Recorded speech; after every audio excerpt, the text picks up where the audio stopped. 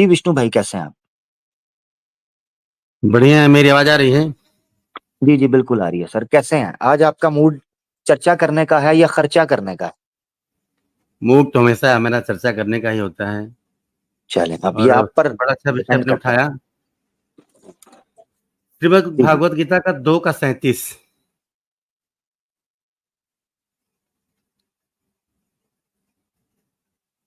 हाँ जी हाँ जी, आप बोलिए। 2 का 37। आप म्यूट पे थे मेरे भाई, आप अपनी आवाज खोल लें। जी जी जी जी, 2 का 37। हतु वा प्राप्स्यसि स्वर्गम जित्वा वा भोक्ष्यसे महीम् तस्मादुत्तिष्ठ कौन्तेय युद्धाय कृत निश्चयः। ऐसे ही कुछ। जी बताएं, आप इससे क्या साबित करने की कोशिश कर रहे हैं? मैं कह रहा हूं कि कृष्ण अर्जुन को ब्रेन वॉश कर रहे हैं, या उसको मोटिवेट कर रहे हैं, या प्रॉपर वर्ड क्या होना चाहिए, या उसको इंस्पायर कर रहे हैं कि अर्जुन कोई बात नहीं यार, अगर तू मर गया तो स्वर्ग मिलेगा, क्या टेंशन है, ठीक है। और अगर जिंदा रहा तो तुझे राज मिल जाएगा, क्या दिक्कत है? 2 की 47 खोले जरा। आप खोलें। मैं तो रिलैक्स मैं कर रहा हूँ इस वक्त, मैं उठ पड़ा हूँ। ठीक है। खोलें, शेयर करते हैं। हाँ बस 1 मिनट, थोड़ा सा मुझे टाइम दे दें। हाँ ना, फोन लैपटॉप तो आपने भी रखा हुआ है। अब मुझे भी तो थोड़ा एक्चुअल रिलैक्स में करने देना सर। हाँ जी। बिल्कुल बिल्कुल 1 मिनट का मुझे समय दें आप। बड़ी सी चर्चा आपने शुरू की। मैं कुरान की वो वर्सेज नोट नहीं कर पाया, मेरे यहाँ लाइट चली गई। अदरवाइज अब बिल्कुल वो पर प्रकाश बड़ा जरूरी होता है सत्य के लिए। हमारे यहाँ इस समय दुर्गा पूजा का बड़ा अच्छा आयोजन हो रहा है, तो थोड़ी सी लाइटों की वाह वाह दिक्कत हो वाह। रही है। वाह वाह वाह। आज आज तो चर्चा करनी चाहिए थी दुर्गा पूजा के ऊपर, आपको अष्ट सिद्धियों के ऊपर करनी चाहिए थी। नहीं नहीं सर, असल में और आप एक्स मुस्लिम्स ने हमें कहा कुछ भी हो जाए, गीता वर्सेस कुरान होगा होगा तो। मैंने कहा ठीक है, अगर आप कहते हैं तो क्या कह सकते हैं। करना चाहिए था। 2 की 37 का उदाहरण देते हुए आपने एक बात रखी, हम्म और आपने ये बात रखी कि गीता भी जो है रिवाज की बात करती है, या हतो वा प्राप्यसि स्वर्गम जित्वा वा भोक्ष्यसे महीम तस्मात् हम्म उत्तिष्ठ कौन्तेय युद्धाय कृत निश्चय। या तो तू युद्ध में मारा जाकर स्वर्ग को प्राप्त होगा, अथवा संग्राम में जीतकर पृथ्वी का राज्य भोगेगा। इस कारण हे अर्जुन, तू युद्ध के लिए निश्चय करके खड़ा हो जा। हम्म और आप यहाँ पे ये कहने की कोशिश कर रहे हैं कि स्वर्ग की लालच। मैं आपको बता दूं, अर्जुन वो व्यक्ति है जो जीते जी स्वर्ग को प्राप्त कर चुका है। अर्जुन गया था स्वर्ग में जिस समय उसने धनुर्विद्या का अध्ययन शुरू किया था, और कुछ दिव्यास्त्र प्राप्त करने के लिए स्वर्ग में गया था युद्ध से पहले। वहां पे उसको एक अप्सरा भी मिली थी जो उसके ऊपर मोहित हुई, और उसने उसका प्रणय निवेदन अस्वीकार कर दिया था। इंद्रिय विजय की थी अर्जुन ने। जो इंद्रिय निग्रह 10 धर्म के 10 लक्षण आते हैं, जब तक ये सारे लक्षण आदमी ग्रहण नहीं करता है तब तक वो किसी विशेष विद्या में पारंगत नहीं होता है, जैसा कि धनुर्विद्या में वो था। अपनी इंद्रियों इंद्रियों पर कठोर नियंत्रण था। इसलिए गीता का उपदेश सिर्फ और सिर्फ अर्जुन को मिला है, बाकी महाभारत के किसी पात्र को नहीं मिला है, ध्यान रखिए। तो स्वर्ग के सुख अर्जुन को अलभ्य नहीं थे, लभ्य थे। उसको ये भी श्राप मिला है, वो बृहन्नला बन करके गंधर्व विद्या का अध्यापन किया है राजा विराट के यहाँ। अगर आपने महाभारत पढ़ी है तो आपको ये चीज मालूम होगी। तो ध्यान दें। एक और वाक्य मुझे कुरान पढ़ते समय मिला, मैं चाहूंगा कि आप उसके ऊपर जरूर वो करें मेरी। अभी जो आपने बोला है उसके ऊपर चर्चा करने का मुझे मिल जाएगा अवसर एक कोई? मिलेगा बिल्कुल। जी। मैं एक वाक्य तो मुझे वो करने तो दें ना जी, करना बात बदल जाएगी ना, वो एक वाक्य अच्छा ठीक दूसरा है। हो जाएगा ना। ये तो पहले अच्छा ये ठीक है। अर्जुन। अच्छा रखने। अच्छा, ये जो श्री कृष्ण ने 2 की 37 में बोला है, ये सिर्फ अर्जुन को बोला है? भगवत गीता सिर्फ अर्जुन के लिए है या किसके लिए है? पॉइंट नंबर 1 भगवत गीता बताइए। सबके लिए भाई, मानव मात्र के लिए है। ऐसा तो कहीं नहीं है कि भगवत गीता सिर्फ अर्जुन के लिए है। ठीक है, ठीक है, यानी 2 का 37 मेरे लिए भी है, आपके लिए भी है। बिल्कुल बिल्कुल बिल्कुल। तो मैं अगर धार्मिक कार्य में या धार्मिक युद्ध के अंदर लड़ता हुआ मर जाऊंगा तो स्वर्ग जाने के चांसेस हैं, अगर अगर मैं पूरा धार्मिक हूं, यानी धार्मिक एज यू, आपकी परिभाषा के अकॉर्डिंग बिल्कुल। आप 2 की जाऊंगा। 38 पे भी आए, 2 की नहीं 38 एक पे मिनट, भी आए, आपकी बात। आता हूँ 38 में आता हूँ। आप पहले 45 में लेके गए हैं ना, तो मैं अभी पहले ठीक है। समझना चाह रहा हूँ। ठीक है, जी, यानी मैं भी अगर मर जाऊंगा युद्ध भूमि पर लड़ते हुए तो मुझे भी स्वर्ग मिलेगा। ठीक है, और अगर मैं जीत जाऊंगा तो मुझे भी महिमा मिलेगी। ठीक है जी, बिल्कुल, बिल्कुल। बिल्कुल ऐसे ही ठीक हो गया। लेकिन ये तो बात इसका केवल युद्ध मतलब है भूमि के हाँ, लिए तो इसका ये बात केवल युद्ध भूमि के लिए ही नहीं है। प्रत्येक वो व्यक्ति जो कर्म कर रहा है, वो कर्मफल के सिद्धांत से बंधा हुआ है। हाँ क्योंकि ठीक है, क्षत्रिय मुझे होने के उसमें जाने की नाते जरूरत ही नहीं है। मैं देखिए मेरी है बात ना, सुनिए, है ना, क्योंकि आप एक मैं इस वक्त आप एक युद्ध भूमि, भगवत गीता युद्ध भूमि के कॉन्टेक्स्ट में बात हुई है, युद्ध के कॉन्टेक्स्ट में बात हुई है, तो मैं वो बात कर रहा हूँ। अदरवाइज आप ठीक कह रहे हैं, जो भी इस मार्ग के अंदर चलता हुआ कुछ भी हो जाएगा, हाँ उसको स्वर्ग भी मिल सकता है, महिमा भी मिल सकती है। ठीक है ना? अच्छा वापस आ जाते, ये मेरे लिए भी है, आपके लिए भी है। तो आपका ये उदाहरण देना कि अर्जुन वो व्यक्ति था जो स्वर्ग घूम के आया हुआ था, सारी चीजें घूम के आया हुआ था, ठीक है, मुझे ये मेरा मकसद ही नहीं है। मेरा मकसद ये है कि इस श्लोक के अंदर श्री कृष्णा वो लैंग्वेज इस्तेमाल कर रहे हैं, माफ कीजिएगा विष्णु जी, ये मैं नहीं बोल रहा, जो मैंने एक्स मुस्लिम्स को कहते हुए सुना है कि कुरान जो है ये आतंकवादी बनाता है, नाउजुबिल्ला। तो मुझे यहां से ये लग रहा है कि जैसे ये कहा जा रहा है तू मर गया तो तुझे स्वर्ग मिलेगा, यानी मुझे या आपको, अगर जीवित रहा तो दुनिया का माल मिलेगा, दुनिया की दौलत मिलेगी, जो महाभारत के अंदर संजय ने देखा कि मिली भी। ठीक है, वो बांट रहे थे जब, वो अलग विषय है। एक चीज ये पूछनी थी। दूसरी चीज आपसे ये पूछनी है, अर्जुन अगर युद्ध के समय पर मर जाते जी, तो स्वर्ग मिलता उनको? बिल्कुल मिलता है, क्योंकि वो कर्तव्य पथ पे अग्रसर थे। मोक्ष मिलता या स्वर्ग मिलता? हाँ, ये एक स्पेसिफिक क्वेश्चन रहा आपका, बढ़िया। हे हे विष्णु जी, तो विष्णु जी के तोते उड़ गए हैं जी। तोते, अरे साधुवाद इस प्रश्न के लिए। हाँ थैंक यू सावधान, जी, बताइए। सावधान रहिएगा, आप धीरे धीरे काफिर होते जा रहे हैं। गीता, गीता ईमान को मुश्किल पकड़ के बहुत बैठिएगा, पड़ेगी। जी जी जी जी ईमान जी। को पकड़ के बैठिएगा। बहुत मैं खूबसूरत ऐसा प्रश्न वैसा आपने किया, जी, बहुत अच्छा प्रश्न किया आपने, मैं इसका उत्तर दे रहा हूँ। देखिए, अर्जुन एक ऐसा व्यक्तित्व है जो सर्वगुण होते हुए भी किम कर्तव्य विमूढ़ता की स्थिति में है। वो अपने कर्तव्य पथ का निश्चय ही नहीं कर पा रहा है, और कर्तव्यहीनता वहां पहुंची है कि उसने हथियार रख दिए हैं।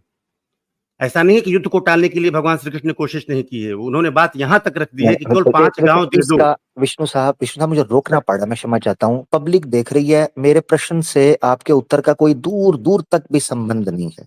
बिल्कुल उत्तर संबंध है सर, मैं अभी संबंधित लेके आ दीजिए। रहा हूँ। नहीं, मोक्ष मिलेगा या स्वर्ग मिलेगा?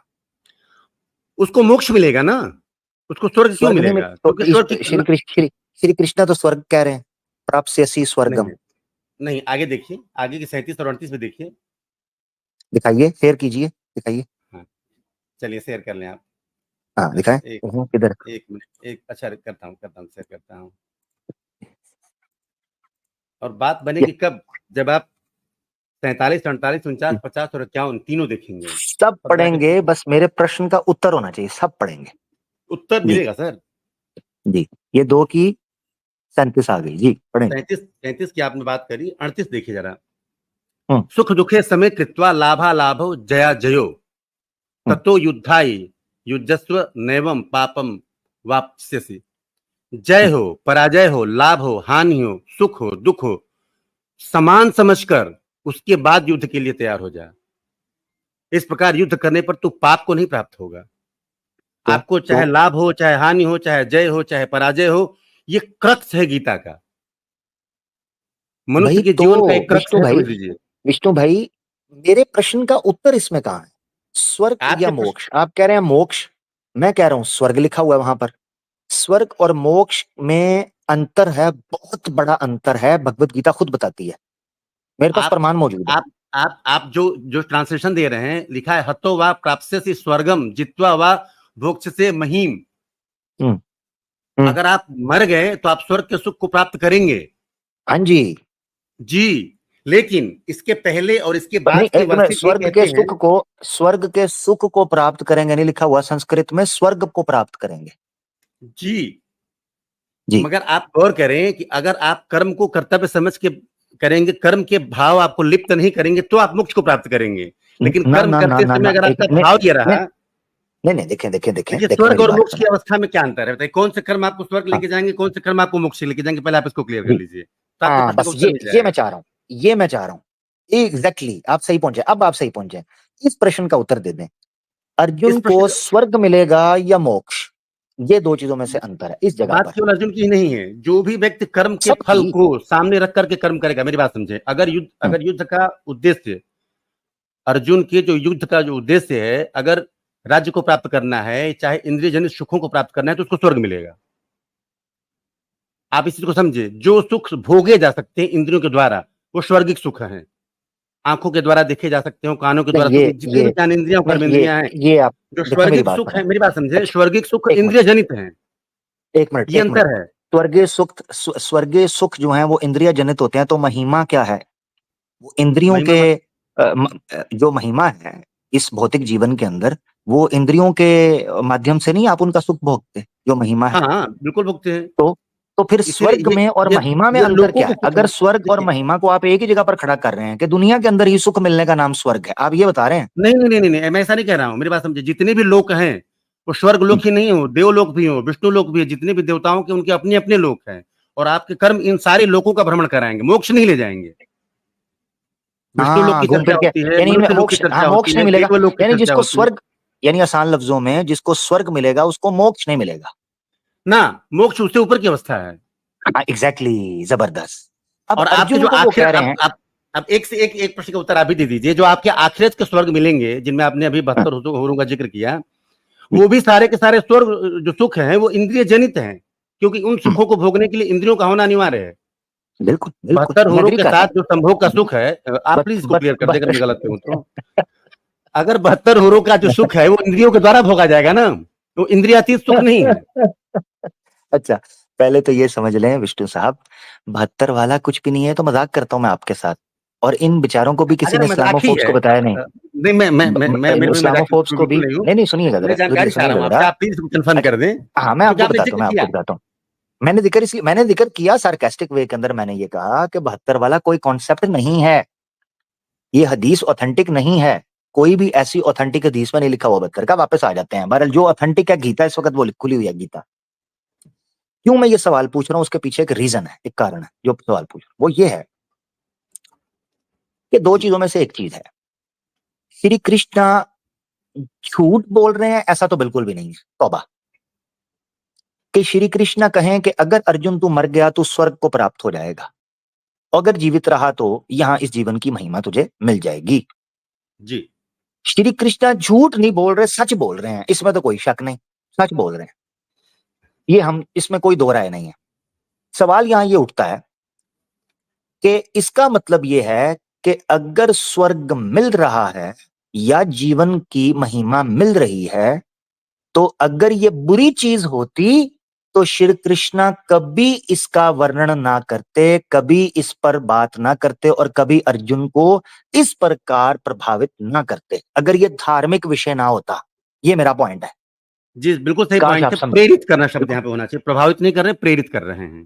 प्रेरित। थैंक यू मेरी हिंदी ठीक करवाने के लिए। मैं इसीलिए कई दफा हिंदी के कोवर्ड बोलूं, अगर वो बुरे हों तो समझ जाइएगा, मैं उसमें कमी कुताई कर दूंगा। जी प्रेरित, जी तो जो प्रेरित कर रहे हैं श्री कृष्णा जी अर्जुन को, वो बेसिकली ये एक जेन्युइन चीज पर कर रहे हैं। इसका मतलब ये है कि कर्म कोई अगर इस बुनियाद पर भी करे कि उसको स्वर्ग मिल जाए या उसको दुनिया की महिमा मिल जाए, मगर हो धार्मिक कर्म, यानी ये नहीं कि किसी को लूटना शुरू कर दे, ना ना ना।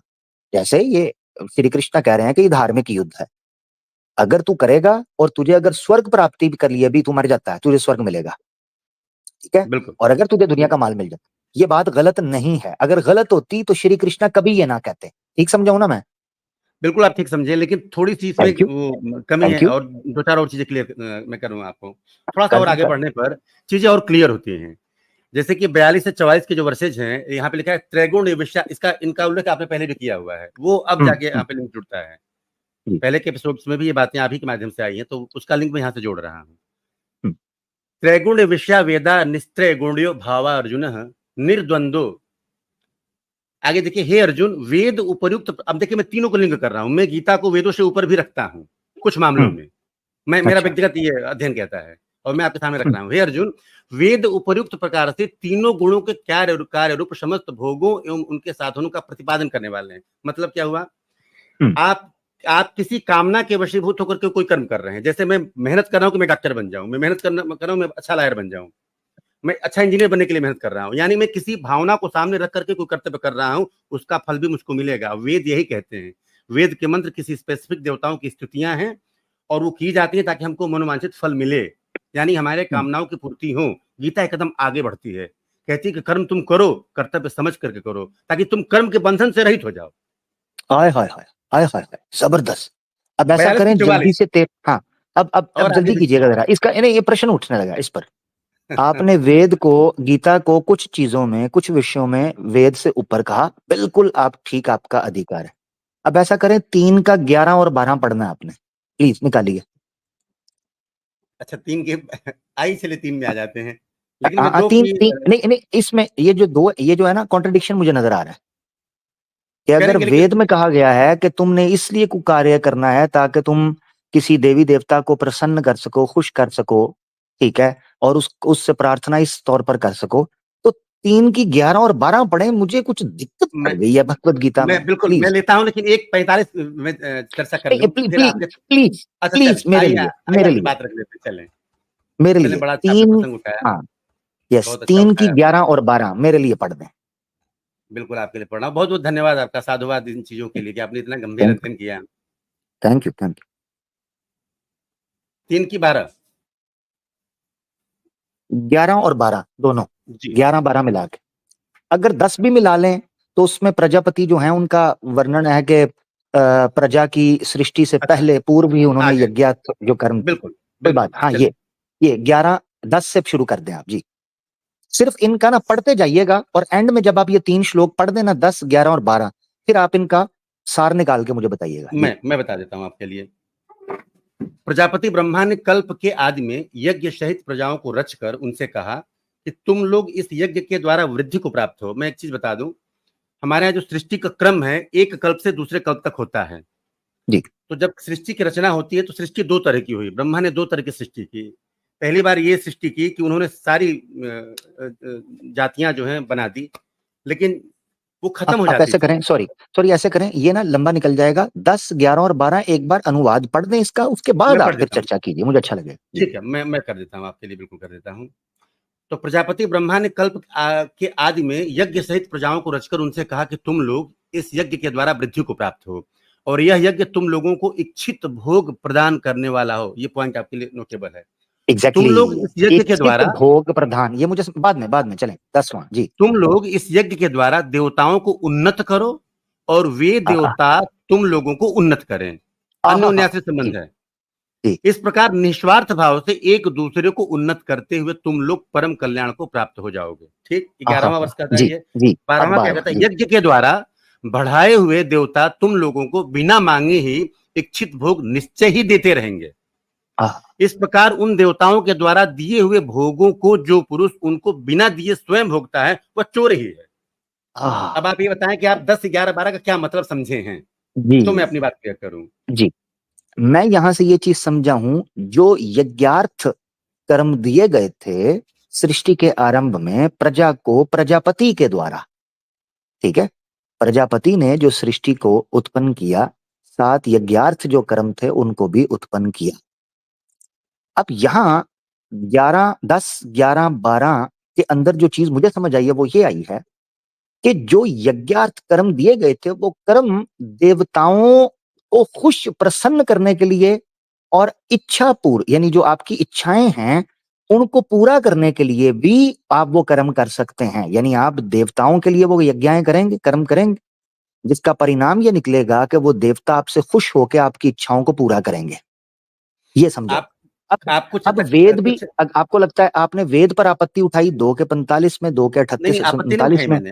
आपने थोड़ा सा मैं इसको क्लियर करूं, 10, 11, 12 का मैं संदर्भ जोड़ूं, क्योंकि वो पीछे का कॉन्टेक्स्ट आपको नहीं मालूम है, इसलिए थोड़ा सा आप समझें, आप सही समझें लेकिन ठीक तरह से नहीं समझे हैं। देखिए, प्रजापति ने जब मैथुनी सृष्टि की, मैथुनी सृष्टि उसको कहते हैं जो मैथुन के द्वारा उत्पन्न होती है और बढ़ती है, जैसे दो जोड़े मिलकर के तीसरा संतान पैदा करते हैं, जो वृक्षों के बीज हैं वो अपने जैसे संतान उत्पन्न करते हैं, तो जो सृष्टि मैथुन के द्वारा बढ़ती है उसको मैथुनी सृष्टि कहते हैं।